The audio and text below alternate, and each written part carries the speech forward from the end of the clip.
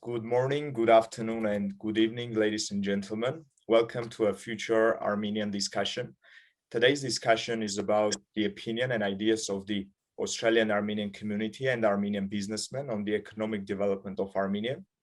My name is Movses Makaryan. I'll be the moderator for the next hour. I'm the representative of the Chamber of Commerce and Industry of the Republic of Armenia in Australia. Also, I'm a board member of the Armenian Business Development Association.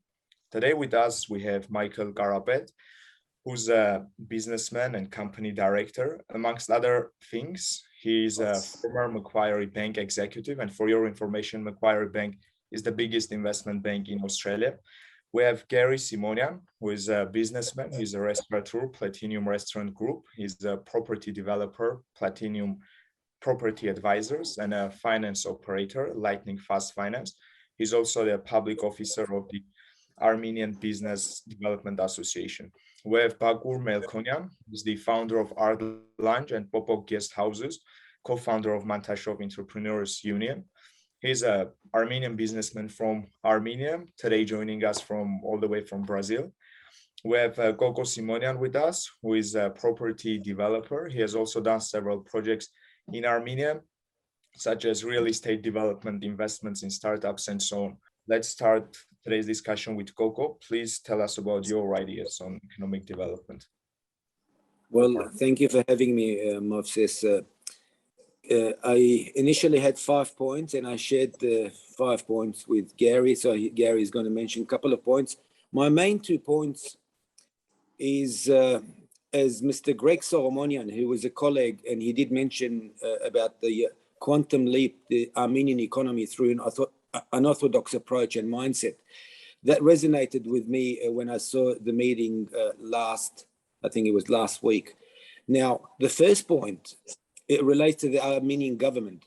The Armenian government should establish a sovereign fund which invests and establishes unicorn startups worldwide using the local pool of talent in Armenia's IT industry to software engineers and others, partnering with Armenian-owned businesses locally and internationally. Online businesses should be one to focus on, and the other focus should be towards making Armenia a net exporter. This is a very crucial point because currently Armenia is not a net exporter. However, we need to take into consideration the geographic position of Armenia, which is a landlocked country. Hence, we need to focus on quality export, not quantity export. This is an important point. Today's government focus is on exporting smaller ticket items like wine, fruit, dry fruit, and so on, which should be left to the private sector, in my opinion, to handle. Hence, this brings me to my next point that in the next 10 years, electric small delivery vans will play a big role in future of logistics worldwide. Hence, the big demand for it worldwide. Therefore, Armenian government should be looking into tax incentives, subsidies, or even partnering with the private sector to establish locally manufactured electric small delivery vans that can be exported to the world. I mean, this is for us to take that step, Armenia to go to a net exporter. They need to work on big ticket items. And I think this might shift the balance to be a net exporter. That's my first point, and I'll share my second point maybe on a later stage. Sure. Thank you, Koko. Anybody wants to add something to what Koko said, comment on what he said? If not, then we can move on with Garry. Yeah, go ahead. You can also, maybe if you want to comment on what he said, you can comment and bring in some. Yeah, look, I mean, that brings the digitalization. As I said, the world is gone. I mean, the economy, the 3 important things in any economy is, privatization, liberalization, and globalization. But there's another one small word that it's a very huge, it's called digitalization, that brings up to what Koko was saying about how we can digitalize our economy in Yerevan. We all know the First War brought the Great Depression.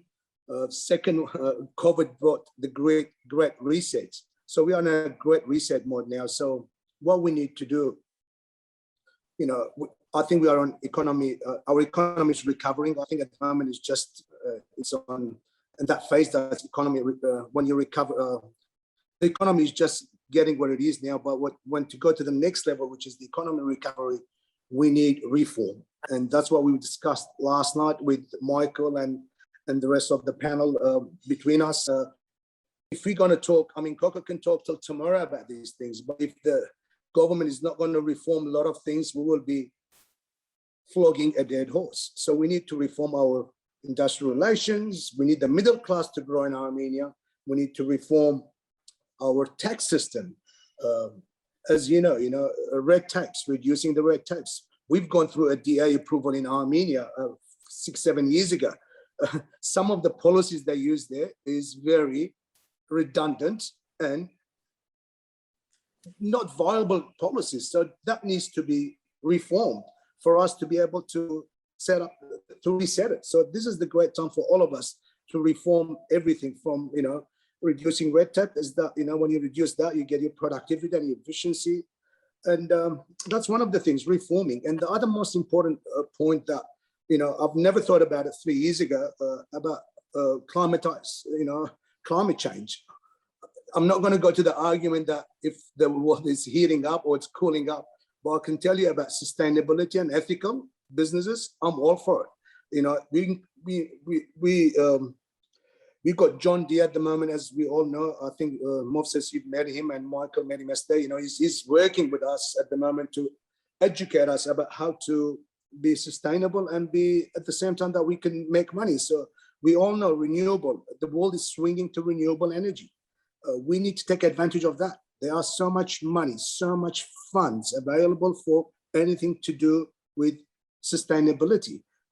And hence the government needs, again, that's part of any government needs to start thinking about financial scheme for affordable housing and social housing. I know it's expensive to do it, but I'll tell you, if you tell someone that I can convert a fly ash to a brick, which is now it's getting done in China by using, you go to any coal-fired power station, there are a new science and new technologies that can convert a fly ash to a brick.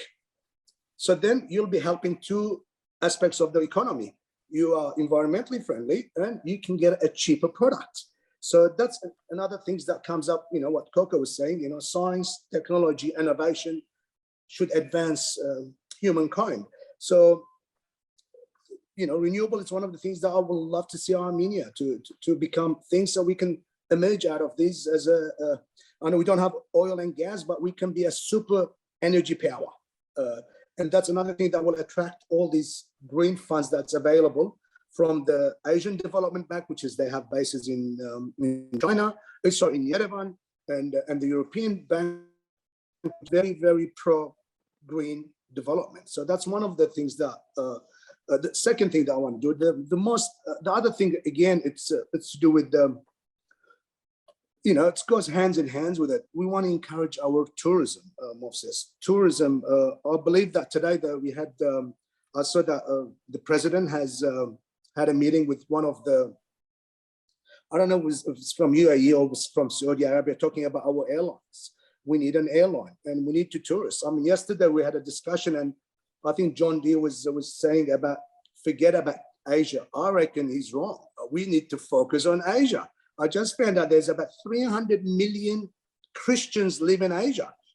I'm talking about whole Asia, officially about 44 million in China. I just Googled it today. But the unofficial is about 100 million in China because, as you know, the region is a bit sensitive to the Chinese government. So there's about 300 million Christians. If we can market Armenia as a Christian tourism or religion tourism, that's very important. And the other most important things is medical tourism. The only bad things about it is our Armenian dirham, which is, I just can't believe it, how strong it is at the moment. I mean, look at our Australian, the Reserve Bank of Australia is putting so much pressure to keep our currency down so we can attract foreign investor. Here we are, Armenia, we got a very strong currency and comparing to the Georgians, is it lira, whatever it's the, has plummeted. And it's been attracting a lot of foreign investors there and tourism. So tourism, it's a very important things. And we all know the next century, the global growth will come out of Asia. So let's focus on Asia. So that's the third thing. So tourism, renewable, and reform. But if I may just jump in, Garry, sorry. I mean, to get the tourism Movses, it's important. This was the third point that Garry is talking about, is to establish direct flight from Asia. This is a crucial point, that if you can't get direct flight, tourism's not going to come. I believe if you get direct flight from Asia to Yerevan, this will increase tourism into Armenia by double. This is my prediction. I might be wrong. I'm not. No, that's spot on. We need 2 hubs, Coco. We need 2 hubs. Let's say one in mainland China and one in one of the other Southeast Asian, Philippines. It's a Christian country. So I think if we can market it through the right channels as a Christian or religion destination, you know, Armenia has been one of the first countries that adopted Christianity. So we got that marketing aspect that we can market it to them. So if we can take that model and do it in China, as I said, or in Southeast Asia, I mean, Korean, they've got a 60 or 55 million population of Christian. The Philippines, over 90% of the Philippine population are Christian. So tourism, renewable, and reform. And as I said, red tape needs to be, you know, we've been through there. I feel sorry for Bakur. Bakur, I think, is getting his DAs, and I don't know how much red tapes he goes through. And approval nera. So look, I've been through it, and it's a redundant and it's not workable policies. So that's what my point. And I don't know if Coco has any point or Michael wants to continue. So that's my 3 points. I see. Thank you. I think if Bakur wants to add something on the red tape, since we are at this stage at the moment. Bakur Jan, եթե հայերենով ավելի հարմար է ձեր ցանկացած լեզվով, քանի Վրաստանում It's okay.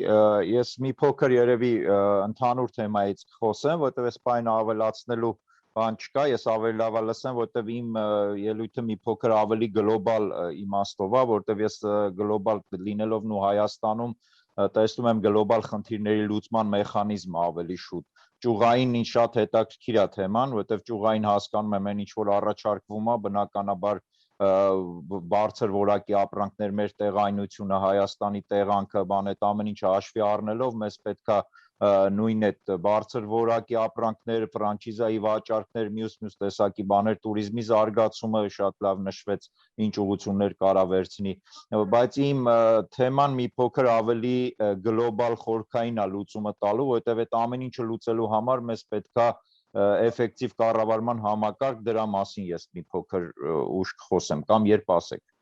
Շատ լավ. Let's get back to Michael at this stage. If he has something to add on what has been discussed, if he wants to express his ideas on that. Thank you very much, Movses, and I'm very pleased to be part of the panel. But thank you very much for the kind invitation. Any large-scale economic reform agenda needs to have a balance of ambition. It has to be challenging, and it needs to be deliverable, but inclusive of a variety of views, which I think is what you are trying to do. So I applaud you on that. And third, the other thing is the list of initiatives and projects that you will have should far exceed the actual resources available. So what that means is the financial resources to do all the things that have to be done will be well under the actual cost of doing all those things. So then you have a competition for which projects rise in the priority. And this is where for any large-scale economic reform agenda, there has to be public sector and the private sector playing a common role and sharing a common understanding. And then when I look at the list of things that have to be done across all of Armenia to get this economic growth, and you've heard of a few from Garry and Coco as to some of their specific thoughts. So mine are much more general and bigger picture thoughts.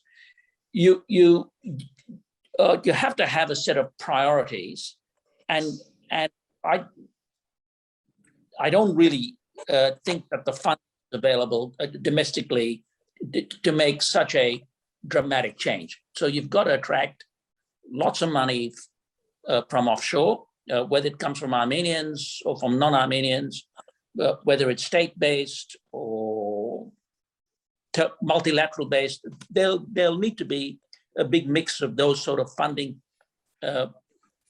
programs, but to actually get the list of preferred projects and preferred initiatives, I think it'll be a key task, and then to talk to a variety of foreign investors and even the local investors about what are the impediments to making investments. What can the government do to make it easier? So I understand that there's a limited budget capacity, well, which is fine, because there's plenty of money in the world, plenty of money. Right now, if the circumstances are there and if the projects stand up, you will attract the money, but it has to be an attractive destination. So I think setting the building blocks in place before we get to specifics, I think is very important. And I appreciate that's part of what you're trying to do. But I think to get it set up in a proper way that's up to international standards is the only way you're going to be able to attract the international capital you need to get large-scale, ambitious economic reform happening. Thank you, Michael. Any comments on that from the? Yeah, that's spot on, Michael. That's what we need, someone like you, Michael, to assist us when we go to the next phase of this future Armenia. That will need people that specialize in private equity or super funds, and so we will need spot on. I mean, we got the ideas as you said, Michael, but to go to specific, I mean, to attract the foreign money. At the moment, the carrot that all the foreign super funds or private equity are looking for is the green carrot, I think. So if we can come up with something, and if we can have the platform for it, Michael, and I don't know what future Armenia, if they have someone that specializes in that field to attract foreign funds, that will be the next phase of our negotiation or our discussions. But at the moment, we are in a stage that we're just talking about what ideas we can bring. I know Baron Vartanian and the guys from Future Armenia, they had about 15 points. You know, it's a lot of points to achieve, but if you can have 5 good points or 6 points and just work on them, and again, it's the only way out of any crisis is economic growth. So if you can, work on those 4, 5, 6 points of what we have from development or social housing, renewable, tourism. I was very happy today when I heard that there was the guys from Dubai, or I don't know, it was from Abu Dhabi, they were talking to JV with the Armenian government to establish an Armenian backed airline. Someone that has to do it. I don't know the details, as they said, the devil's in details, but that was good when they had the meeting with our president, Armenian president, that was a bit optimistic. I was very optimistic about that, to see that early morning from Simon. And I don't know, Michael, I mean, right, but we will need someone like you to that specialize in that sector when it comes to funds and things. Yeah. Look, if I may add to that, sorry, I mean, to make a very good point that Michael made is to make the destination attractive. This is a crucial point. To make the destination attractive, that can be achieved through my point number 3, and this is something the Armenian government should look at it seriously. There is an example, which is the Latvian and the Estonian model a tax reform model which is successful. The last 6 years they've been adopted and it's been successful. So I don't understand why the Armenian government should not adopt something like that. I mean, the Latvian model, I'll elaborate, for businesses, which allows businesses to defer payment of tax for 3 years and have the tax exemption as long as they reinvest their profits back into the economy and the country. And to go a step further, as I mentioned, to adopt the New York property tax model, which makes you capital gain exempt of tax if companies reinvest their gains into the country again. This will have a construction boom. That might be something good for Bakur. Maybe he can elaborate a bit more. But I think the model being used in New York and a model being used in Latvia and Estonia, I think this is the best two model for Armenia to look up to and implement as much as possible. Therefore, that makes the destination for international businesses attractive, hence the flow of capital. Then you can start the electrical van businesses and all the other businesses will follow suit. That's my input. Thank you, Gogo. We'll get back to more details of exactly what the idea is. As you've mentioned briefly, it's a tax reform. We can discuss this later on. And I think the good thing that you did yesterday that you've mentioned in the beginning, coming up all together with the Australian Armenian community and working on putting on your suggestions. It's a great thing. It's exactly what this initiative is for. Well, that's right. Thank you very much for that.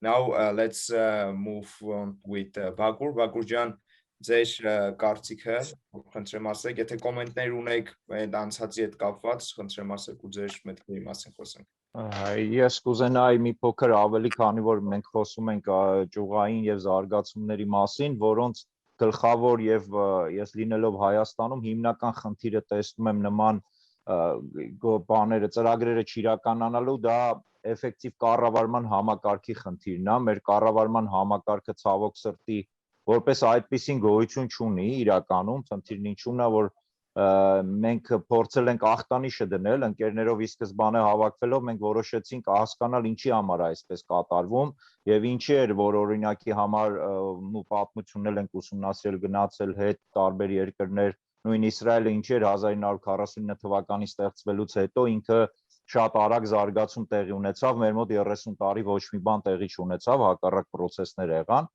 Նու խնդիրներից մեկը ոչ թե մեղադրել անընդհատ բանին, հա, կառավարությանը կամ իշխանությանը, խնդիրներից մեկը, որ մենք պատրաստ չէինք այդ անկախությանը, եթե 1949 թվականին Իսրայելը անկախությունը ձեռք բերելուց 1896 թվականից սկսած պատրաստվել էր դրան, նույն ազգային գաղափարախոսության եւ կառավարման համակարգի ստեղծմամբ պատրաստ էր ինքը հիմնադրամներով եւ ամեն ինչով եւ երբ պետությունը անկախացավ իրենք կարողացան շատ արագ համակարգներ դնել եւ ներդրումներ անել, մենք ես լավ եմ հիշում, սովետական ժամանակ մենք երբեք որևէ բան չէինք, այսինքն նստած մտածում, որ Հայաստանը անկախանա ինչ ենք անելու, որտեվ նման միտք չկար եւ Հայաստանը անկախացավ ոչ թե շնորհիվ նրա, որ մենք պատրաստվել էինք դրան, այլ պարզապես արևմուտքը սովետական միության հետ խնդիրների պատճառով քանդեց սովետական միություն եւ մենք անկախություն ունեցանք։ Ես այդ տարիները լավ եմ հիշում, մենք չգիտեինք ինչ պետք էր անել։ Այսինքն ոչ մեկս պատրաստ չէինք այդ անկախությանը, մեզ պարզապես տվեցին, մենք ոչ էլ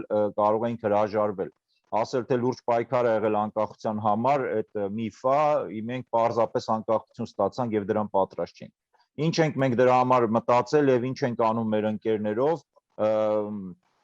ցավոք սրտի պատերազմը շատ ծանր կորուստներ ունեցանք, բայց որ չկա չարիք առանց բարիք, այն մտքերը, որոնք մենք պետք է վաղուց ունենայինք, հիմա պատերազմից հետո շատերը արթնացան եւ այն համակարգը, որ մենք անում ենք ընկերներով, մի քանի տարբեր ծրագրեր, օրինակ ընկերներից մեկը ստեղծել է էֆեկտիվ կառավարություն հիմնադրամը, որը հենց կառավարման համակարգերի տարբեր ճյուղերի էֆեկտիվության բարձրացման մեխանիզմներ է մշակում եւ տարբեր ծրագրեր են իրականացնում մշակում, որպեսզի կարողանան կառավարության անկախնանից թե ով կլինի իշխանության գլխին այդ պահին տալ այդ համակարգերը, ինչով կաշխատի երկիրը, որտեվ այս համակարգով ես ձեզ վստահեցնում եմ, որ բավականին բարդ է եւ նույնիսկ մարդու շատ կամեցողության դեպքում խնդիր կա։ Ես օրինակ բավականին երկար ժամանակ մենք քննարկեցինք առաջվա էկոնոմիկայի նախարարի հետ, Խաչատրյանի հետ քննարկեցինք բավականին լուրջ խնդիրներ եւ ծրագրեր, եւ երբ պարոն Խաչատրյանը փոխվեց եւ հիմա եկավ Վահանը Քերոպյան, մենք նորից նույն ձևով ենք սկսում, որովհետեւ ցավոք սրտի ոչ մի բան հնից բանակցությունների չի պահպանվել։ Մենք հիմա նորից բանակցում ենք, ես Վահանի հետ շատ մոտ եմ Քերոպյան, բայց ամեն դեպքում եթե չլինի այդ համակարգերը, անձնական շփումներով միայն եւ մարդկանց անձուց կախված մենք չենք կարող ունենալ այդ էֆեկտիվությունը։ Այդ պատճառով գլխավոր նպատակը ես պատկերացնում եմ այդ համակարգերի ներդրմանը, աջակցելը նման համակարգերի ստեղծման եւ կառավարության մեջ ներդրման։ Ես պարզ օրինակի վրա կարող եմ ասել, մի օրինակ ընդամենը, որ Ամերիկայից Հայաստան 25 միլիոն դոլարի ներդրում ունեինք պայմանավորված, ես ներկայացրեցի տարբեր տեղեր, դա կախված է լոգիստիկ կենտրոնի հետ, որը շատ մեծ ազդեցություն կունենար Հայաստանի հարավում, սակայն օրենսդրական հարկային օրենքի մի խնդրի պատճառով մինչև այսօր այդ հարցը դեռ չի լուծվել, բայց ներդրողները նույնիսկ պատրաստ են այսօր դա անելու, եթե լինի օրենսդրական փոփոխությունները։ Այսինքն ամեն ինչը, ինչի մասին մենք քննարկում ենք, շատ հետաքրքիր իմիջիայլոց իդեաներ եւ մտքեր եմ լսում, բոլորի իրականացման համար մեզ պետքա սիստեմային աշխատանք, այսինքն մեզ պետքա որ կառավարությունը եւ ընդհանրապես բոլոր նախարարությունները սիստեմատիկ աշխատեն, ինչ որ սիստեմայով եւ ոչ թե այսօր անձից կախված լավ լինեն կամ վատ լինեն, հետո անձը գնա դու նորից 0-ից սկսեք։ 0-ից սկսեցին։ Մեր բանն է, այդ մեր խնդիրն է, մենք այդ դրա ուղղությամբ լուրջ աշխատում ենք, նաեւ ստեղծել ենք մի բանի մասին էլ արագ ասեմ, Արարատյան արժեքների հիմնադրամ, դա ինչն է, դա ազգային գաղափարախոսության վերհանման եւ դրա տարածման գլխավոր նպատակն է, որպեսզի անկախ ամեն ինչից ինչ կլինի, որ ինչ կառավարություն եւ ինչ կուսակցության գա իշխանության, մեր քաղաքականությունը չփոխվի եւ հիմքում լինի ազգային գաղափարախոսությունը։ Այս գաղափարախոսության ստեղծման համար մենք արդեն բավականին 6-7 ամիս է աշխատում ենք, ստեղծել ենք հիմնադրամը ընկերներով եւ այդ մասով բավականին ակտիվ ենք։ Այնպես որ սա մեր մտքերն է, ուրախ կլինեմ լսել ինչ որ կոմենտներ կամ հարցեր, շնորհակալություն։ Bravo, bravo. Yeah, Tijwaenk Asia, Gernank, Chemuze Hosi, we don't want to go back inch for Yega Guzengor nor Paner Shinenk him up, Worsengor is best forcing us great reset or when it's sunk Portsengor nor Garaborchuna, Vahakeropiana, yes, I had the Jose Sang shot, is best working. We're happy to have someone like Kerop. He's a business minded guy, so I hope he can, being a trade minister, we'll be very happy for him to involve in this, and we will be very happy for him to hear us what we're talking about. So we can come out of, as I said, out of COVID-19. There are a lot of upside. Let's you get a lot of adversity out of any crisis. I hope we can get innovation and creativity out of these things, and we open a new page for Armenia. So every time Minister Pocheng so that's it's best for we need something to be systematically done. Yeah, look, I feel you, and look, I don't know, interesting case. It's not easy. Men can bring me around there. In startup and char bank but Noren, we're very resilient. Noren sing bet because at the end of the day, we don't care which government is governing the country, but we have our Armenia. We have to care about our Armenia because regardless if you have a Republican or Democratic or Labour or Liberal, we're still gonna come because we're gonna do it for our own homeland. And as I said yesterday on our meeting, we are the last generation that we're going to do it, because believe me, my kids won't do it, neither Coco's kid nor Michael kids, because we are too busy in this. They'll be too busy in this, in this world that we're living in. So he might have a bit.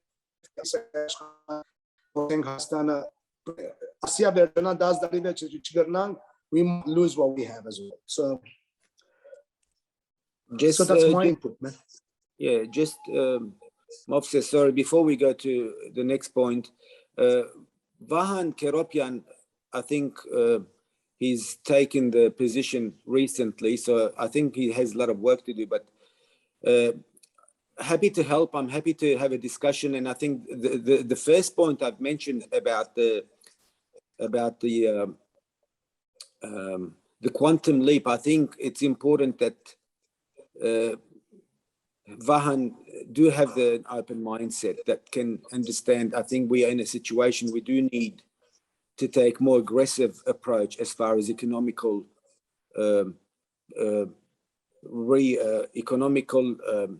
reshuffling the rules and the conditions for the country to be able to sustain a fast growth. So it's important, and I'm happy to have a discussion, or Bakur, if you can pass a message to Vahan, I mean, I'm happy to help have a discussion.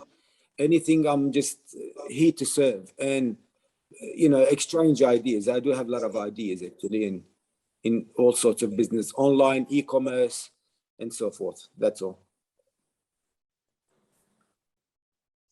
Okay, Movses ջան, եթե կարելի է մի փոքր բան ավելացնեմ, ես շատ կարևոր բան, անպայման ես բանին փոխանցեմ հանդիպան ժամանակ, ես մի փոքր ուզում եմ շատ կարևոր բանի մասին խոսել, դա մեխանիզմների մասին է, ինչպես իրականացնել ծրագրերը։ Դրա մասին ենք շատ մտածել, որովհետև եթե մենք նայենք, օրինակ քննարկումներ շատ են լինում, մեդիաներ շատ լավ կան, սակայն դրանք ցավոք սրտի ինչ-որ պահի պարզապես կորում են։ Եվ այն մեխանիզմը, որը մենք մտածել ենք իրականում հայտնագործություն չի, այդ մեխանիզմով շատ էֆեկտիվ տարբեր հիմնադրամներ են աշխատում, մասնավորապես Հայաստանում շատ լավ աշխատում է հասարակության բաց հիմնադրամը, որը մենք կոչում ենք Սորոսի հիմնադրամ, իրանք այդ մեխանիզմը շատ լավ աշխատում է։ Ես մեկ օրինակ ընդհանրապես բերեմ, երբ մեզ եկավ եւ մեկը ներկայացրեց, որ ինչ-որ туриզմի զարգացման երկու ընկեր էին, եկան ինձ ներկայացրեցին, որ туриզմի զարգացման ինչ-որ ծրագիր են գրել, որով Հայաստանում туриզմը այսքան աճ կտա եւ դրա մասին էին խոսում եւ առաջարկում էին ֆինանսավորել այդ ծրագրին։ Հիմա նայեք, ես իրենց բացատրեցի, որ ես ինչքան գումար էր ձեզ անհրաժեշտ ֆինանսավորման համար այդ ծրագրի, ասեցին $10,000, ասեցի նայեք, 10,000 չէ, ես ձեզ ավելի շատ կտամ, բայց հիմնադրամի միջոցով Սորոսի նման, ասեցին դա որն է, ինչի հետ ոնց է լինում։ Ասեցի նայեք, եթե պարզ ասում եմ ընթերությունները, եթե ես անմիջապես ձեզ տալիս եմ $10,000, դրա մասին իմանում ենք ես եւ դու, այսինքն երկու հոգի են իմանում դրա մասին, ասում եմ չնեղանաք, սակայն 90% հավանականությամբ եւ ավելի շատ դուք չեք կարողանալու դա իրականացնել, այսինքն դարձնել մասշտաբային, ասում եմ ինչու, դե ասում եմ որովհետեւ այսօր դուք նույնիսկ $10,000 խնդիր ունեք, հա, եթե դուք $10,000-ով անեք, միգուցե ձեր տուրիստական կազմակերպության միջոցով մի փոքր աճ ապահովեք, բայց ամբողջ Հայաստանում տարածելու համար դուք այդ ռեսուրսը չունեք։ Եվ ամենայն հավանականությամբ դուք ֆոյլ եք գնալու։ Եվ երրորդ ամենակարևորը, որ ես վերջի տուրիստական ոլորտի մասնագետ չեմ, հա, ես չեմ կարող հստակ ձեր տված ծրագիրը ուսումնասիրել եւ ասել արդյոք նա այն ամենալավն է թե ոչ, այսինքն ամենալավ տարբերակն է դա թե չէ։ Իսկ ինչ ենք անում այդ դեպքում մենք եւ դա չենք կարող նաեւ մտցնել տուրիստը թարենք տանել ներկայացնել այդ ծրագիրը, եթե ես տանեմ վաղը ներկայացնեմ Մեքան туриզմի նախարարությանը, Մեքանիկայի նախարարությանը եւ ասեմ, որ sense ծրագիր կա, իրենք պետք է ասեն դե կներեք, ով է գրել, ովքեր են իրենք եւ ինչու մենք դա պետքա ներդնենք մեր ընդհանրապես բանի туриզմի նախարարություն ինչի դա պետք է հիմք վերցնի եւ այդ ծրագիրը իրականացնի։ Եվ շատ բարդությունների ենք հանդիպելու։ Երբ որ մենք գնում ենք իմ ասած մեխանիզմով, այսինքն Սորոսի հիմնադրամի բաց հասարակության հիմնադրամի մեթոդով տրվող բան մեխանիզմին, որը շատ էֆեկտիվ է, ես դա լավ իմաստով եմ ասում։ Այսինքն մենք հայտարարում ենք հիմնադրամով օրինակի համար $20,000 մրցույթ։ Մրցույթին մասնակցում են ավելի քան մի քանի 100 կազմակերպություններ եւ մասնագետներ։ Երբ ունենում ենք մեկ առաջարկի փոխարեն մի քանի 100 առաջարկ, այդ առաջարկների մեջ պետքա մի քանի 100 առաջարկից հետո պետքա ընտրել լավագույնը։ Լավագույնը ընտրելու համար ստեղծվում է հանձնաժողով։ Հանձնաժողովի մեջ ներգրավում ենք արդեն թե էկոնոմիկայի նախարարությունից, թե туриզմի նախարարությունից, թե շահագրգիռ տարբեր մասնագիտական կազմակերպությունից եւ հասարակությանը լայն հայտնի դեմքեր են լինում այդ հանձնաժողովի մեջ։ Պատկերացրեք, այդ մրցույթի ընթացքում 2-3 ամիս բոլորը խոսում են այդ թեմայով, մարդիկ իդեաներ են գեներացնում այդ թեմայով, լիքը հետաքրքիր մտքեր են աճում այդ թեմայով։ Հետո ընտրվում է լավագույնը, այդ հանձնաժողովը ընտրում է լավագույն տարբերակը, հա, որը հաստատ արդեն լավագույնն է լինում, որովհետև մասնագետները նստած հանձնաժողովում, ոչ թե ես եմ ընտրում, եւ պլյուս դրան լիքը մարդիկ են մասնակցած լինում եւ լիքը մարդկանց միջից մի քանի 100 տարբերակի միջից է ընտրված լինում։ Հաջորդ քայլը ներդնել դա արդեն նույն պետության կառավարման համակարգի մեջ կամ նախարարությանը տալ, որ այդ ծրագիրը իրականացնի։ Նախարարության արդեն ներկայացնելուց դա ներկայացնում ենք ոչ թե որպես Բաքուրի եւ Գարիի եւ Կոկոյի ծրագիր, այլ ներկայացնում ենք, որ գիտեք, սա մերը չի, մենք չենք գրել, մենք ընդհանրապես մրցույթ ենք հայտարարել, սա հասարակության մեջ լայն քննարկված եւ ամենաանտիր տարբերակն է։ Եվ եթե դուք սա ներդնեք ձեր բանում, այս ծրագիրը ներդնեք туриզմի նախարարությունում, դուք լիքը ձեր ռեյտինգ կապահովեք, որովհետև ձեզ այս ծրագրի մասին լիքը խոսվել է, այս ծրագիրը լիքը քննարկվել է եւ նայն լիքը առավելություններ կտա մեր туриզմի ոլորտին։ Այս բայց սկսած ամեն ինչ հեշտանում է մեր համար, եթե մենք նույն մեխանիզմը, բարձ ասեմ, եթե մենք իրար հետ որոշենք եւ $20,000 ծախսենք եւ փորձենք նման մի հատ ծրագիր գրել, որը էֆեկտիվությունը կբարձրի туриզմի, ամենայն հավանականությամբ դա անհամեմատ ավելի մեծ գումարներ է տանելու եւ մենք չենք կարողանալու դա ներդնել պետական կառավարման համակարգի մեջ։ Իսկ այս դեպքում մենք պարզապես շատ հեշտությամբ կարողանում ենք առաջ տանել մեր իդեաները եւ մտցնել դրանք ընդհանրապես նախարարություններում որպես ծրագրեր իրականացնելու։ Այս մեխանիզմը խնդրում եմ ուշադրություն դարձրեք, ցանկացած ծրագիր, որ մենք ուզում ենք էֆեկտիվ եւ արագ աշխատի, պետք է այս ձևով անցնի, այսինքն այս մեխանիզմի միջով անցնի, դրանով մենք կունենանք լիքը էֆեկտիվություն։ Շնորհակալություն։ Այո։ Շնորհակալություն շատ, Bakur ջան, very important things that Bakur is speaking Yes, about. շատ կարևոր է։ It's very good to have him in this discussion where we have diaspora and people from Armenia. And unfortunately, I've also encountered multiple times what Bakur is saying about the government not being systematic and the decisions are not being made in a systematic way. So that's a very important thing that I think future Armenian team should take into account. And again, going back to what this is all about is, as you know, the future Armenian, as you've mentioned, there are 15 goals, and today's discussion is about the goal number 8, which is exponential growth. And the next couple of minutes, I would like to know your opinion about some of the points that the future Armenian initiators have included in it. And again, these discussions are organized to get the opinion of the community and to make changes in these goals and these strategies. So one of the things that the initiators included under exponential growth is making Armenian and English and Russian as national language of Armenia. And I would like to know your opinion on this. What do you think? What are the advantages, disadvantages of this? And if it's a good idea and just general your opinion. So Garojan, if you want to start. Yeah, for me, Armenia at the moment, it depends on the demographic and the age things. I mean, the younger Armenians do speak English, but we got to see where the funds are coming from. Most of the funds, I think, comes from English-driven countries. So I think having English is good, but of course, Russian, we can't dismiss Russia. Russia is next to us, and it's a huge market. As I said, and plus Armenia is being part of that. What's that union? The Baltic season that was called Armenia and Euro.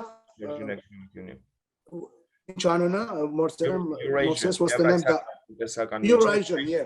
So look, I mean, that's a huge advantage for Armenia being part of that because it's a tax-free policy there. So we can't dismiss Armenia. I think having the 3 languages is good. I mean, nothing wrong with more languages, the better, more agile and more innovation. There we go. So I'm all for it. I'll be very good in Armenia and very good in English too. And I can do better for Russian as well. So look, if that's going to help our region, yes, all for it. And we should take advantage. I mean, there's one thing that everyone misses about Armenia. When we do business in Armenia, everyone thinks it's a 2 million economy with 15 billion GDP. Armenia can be up to 200 to 250 million. Correct me if I'm wrong, Movses. If we join Russia, Kazakhstan, Kyrgyzstan, I think. Belarus. We got Belarus. I think that's I think Russia alone is about 100 million. I think can be a $200 million economy, 200 million population there, which is, and we got an open border with them through Russia. So that's not a problem for us as far as the shipping things.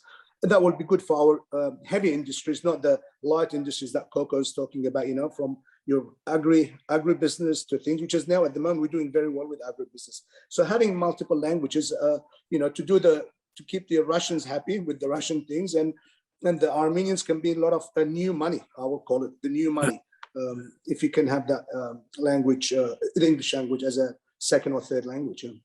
Thank you, Organ. I would like to know Michael's opinion on this, and if he thinks that this is something that can help to engage funds also to Armenia, or will this have any effect on that? Languages are fantastic, and as you say, English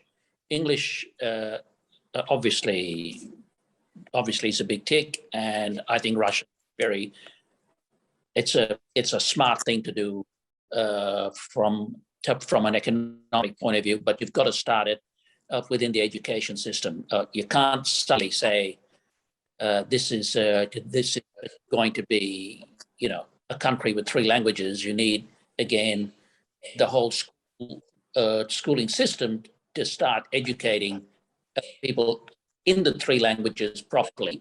I imagine some of it's happening now, but to do it in a more formal sense.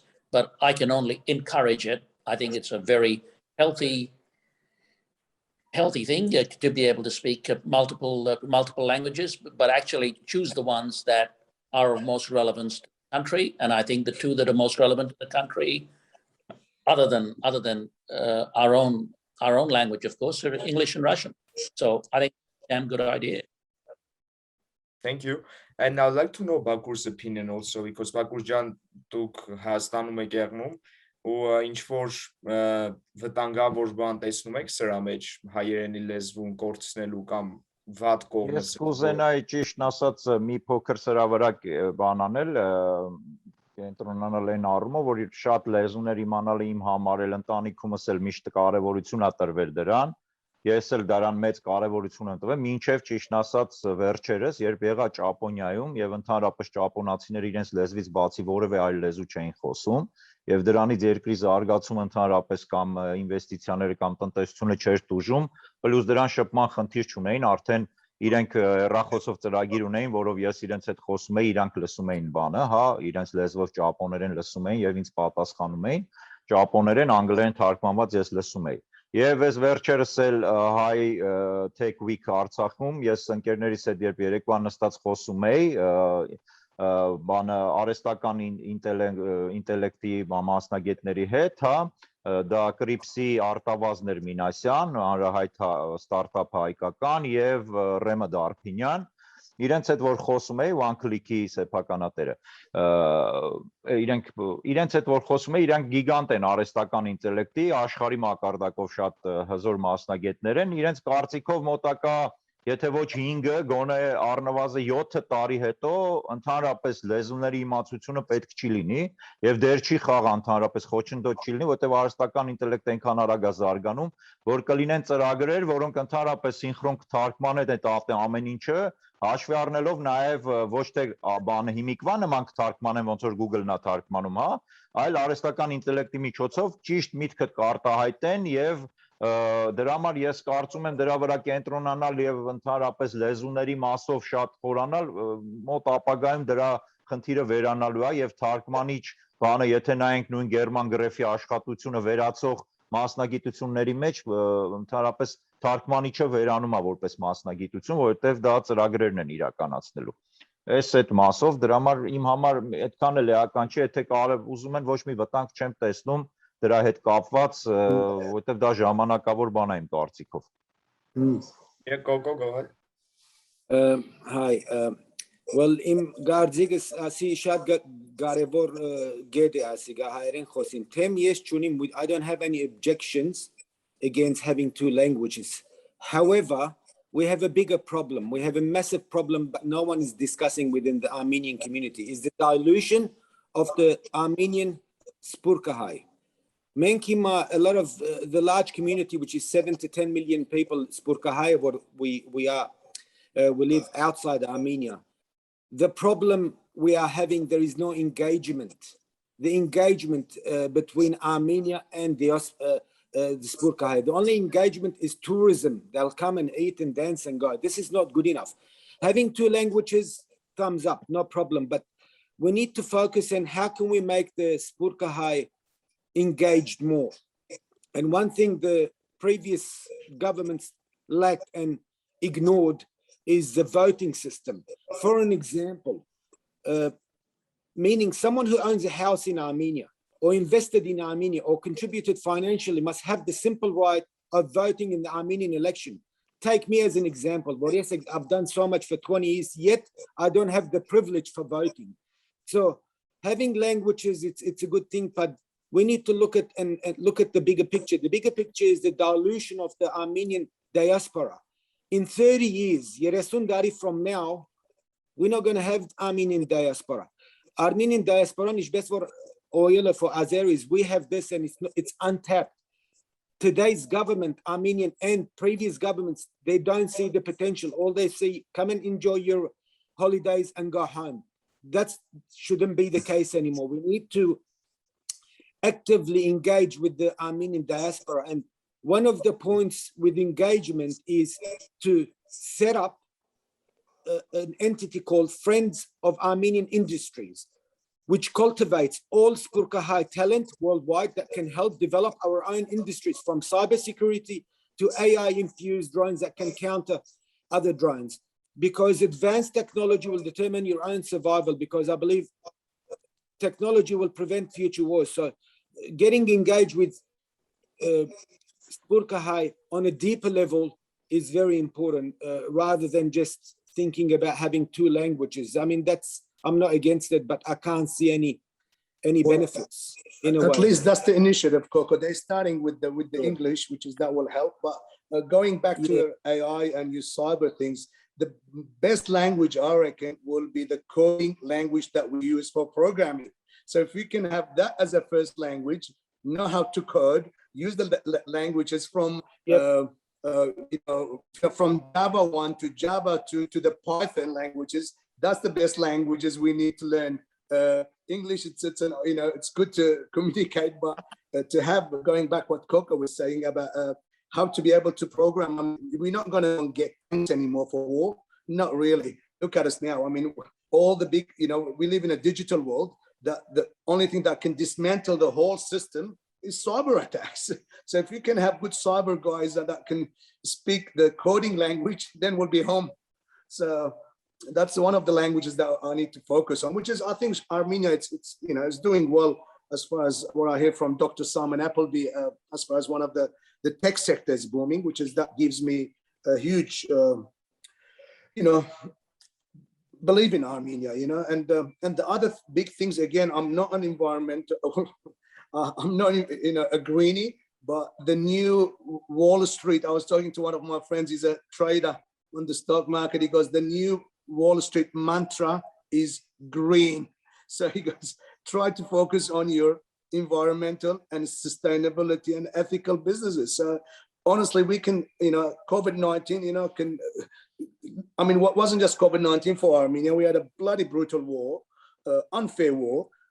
If we can, the adversity that can come out of that, having innovation and being agile and having the different mindsets, that's what Bakur said, about our system needs to change. And I'm hoping the new government, I'm very optimistic that they will listen to future Armenia, because this is the only, way that we can progress. And I can see the green shoots coming up out of all these future Armenia, having people, from all aspects of Australia. Good to have Michael with us, and of course, Greg, John D, Simon Appleby. They all,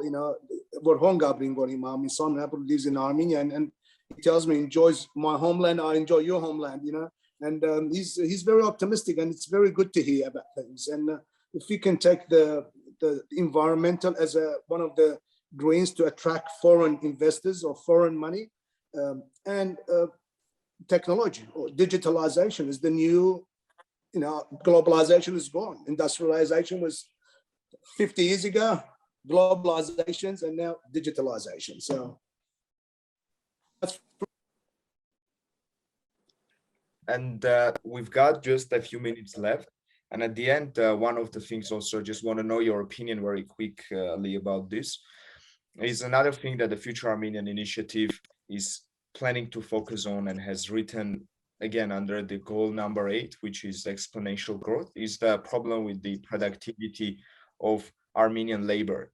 And it's something that even the research is backing it up, and the numbers are a bit worrying, because if you compare it with the Baltic region, with Lithuania, it's almost 2 times. The people in Armenia are 2 times less productive than there, not even comparing with Germany or Japan.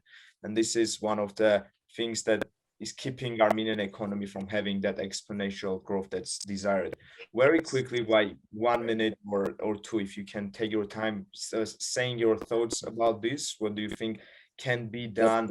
Maybe based on your experience, what have you seen, what can be done to solve this issue, and just your opinion on that? Thank you. I can just put it in a very simple term. Big taxes on smoke and big taxes on liquor. Big taxes, 400%. That will help the health system too. That's a good point, because this unproductivity is also because of the smoke breaks that people take quite a lot. Yep. I think Bakur can comment on this, since he has more than 1,500 people employed in Armenia. If you can comment on that. Ես մի հատ օրինակ եմ ուզում բերել, էլի բանա ստացվում։ Ես նույն երբ որ Հայաստանից դուրս արտլանջ բացեցի, նույն գործը երբ անում էի Հայաստանում, դա սպասարկել օրինակ 500 հոգու մեկ օրվա մեջ։ Հայաստանում ես դա անում եմ 12 աշխատակցով, 13։ Դրսում ես դա անում եմ 6-ից 7 աշխատակցով։ Նույնիսկ դուրսում լինելը հոգեբանորեն ազդում է մեր հայերի վրա։ Նույն հայերին եմ տարել դուրս, այսինքն խումբը ամբողջապես հայկական է, բայց էֆեկտիվությունը բարձրանում է։ Նորից մեզ պետք է սիստեմներ, որոնք մեր էֆեկտիվությունը կբարձրացնեն, այո։ And Michael, your thoughts on this? What do you think? I think if you had to ask someone what their dream job was, I don't think anybody dreamed about labor, right? So no one really dreams about working. They dream about not working. Okay, so if you want them to work hard, you're going to have to make it attractive. And I think it starts from the top, because if you've got a largely educated and well-trained workforce, then it's the working conditions that really determine how well your workforce operates. So on the one hand, we're saying we have an educated population, tech savvy, and on the other hand, we're saying they don't want to work. Well, it doesn't add up. Something doesn't add up to me. And whether it's the leadership or whatever, I mean, it's sort of a dead easy to blame workers. I think it's much more the environment that you actually create and how you treat them and sort of how you pay them. And there's lots of examples of this around the world. I think it's a very lame excuse, frankly. Well, my thing is, I think that's part of the reform that we're talking about, reforming the industrial relation, whatever we're talking. I mean, in Australia, we got a huge issue with our industrial relation. It's not reducing wages or increasing, just you got to know how to give them the right environment, as Michael said, for them to be able to be productive and efficient, and reducing red tapes, that will increase productivity and efficiency as well. But it is like I'm increasing the taxes on the smoke. I mean, look at the smoking in Australia. I mean, cigarettes are the most, I don't know, I don't smoke, but it's about $20, $25 a packet because thanks to the tax, and that's a great $40. Was it $40? It has. It's a great revenue for the Australian balance sheet. It's so I think increasing productivity and things is really bad in Armenia. But again, it's not the amount of the hours you work, what you can produce in the hours. So, but smoking will definitely affect the productivity of any workforce. Yeah, but that's part of the reform as well. How we can make, when you're going to work and getting $4 an hour, I don't know what was the award rate in Yerevan, of course, you'll get that, and we need, it's hands in hands, it works with all together. You got to give them a good, and we need the middle class. We need our middle class to emerge. We need to increase wages, because a country without a middle class, who comes to the restaurants? Who goes on holiday? Not the millionaires, the middle class. So we need to improve the middle, and again, that's part of the reform. So, Movses, I had a question that someone put online. I can either answer it now or I can answer it afterwards. I mean, it was a very good question, I must admit. You can answer it now. Okay, so the basic question is, it's great you're talking about foreign capital, but because of sovereign risk and the like, the actual return requirements for sovereign capital will be very high. So is it better to do it via a pool fund or something similar? And my answer to that is your basic foreign capital that come in the early stages until you have a strong list of successful projects will be from the diaspora. So whether it's a pool fund or whether it's direct, it doesn't much matter. And you're right, people will want, under normal circumstances, a better rate of return than they can get in less risky markets. However, what we've got to try and craft is not only an economic return, but a social return. And I think most of the diaspora would be happy to get a certain economic return, but actually the social return for the betterment of the country. Now, how you measure that and the like is always a tad challenging, but can be done and has been done around the world. In fact, that's how a lot of multilaterals make their loans, right? You get a nominal rate of return, and then you see the social return. So I think that's something we should work on, and that's something we should say, what is a acceptable rate of return? And it'll vary by business and it'll vary by project.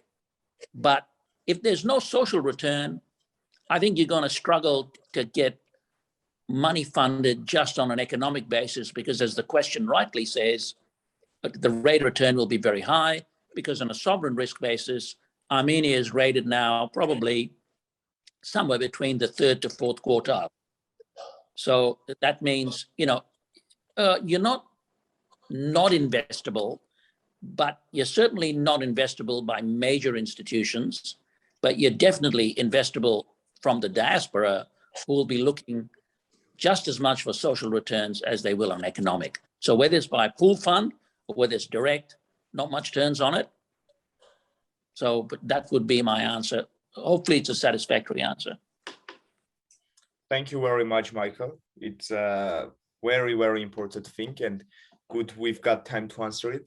And since the time has flown very fast, now we've got to finish the discussion, and we've got a few more questions. And what I'd ask the people who are asking the questions is to forward them to the Future Armenian team, which will give the questions to us, and the panelists will ask them to find some time to answer to your questions, and we'll get back with the answers.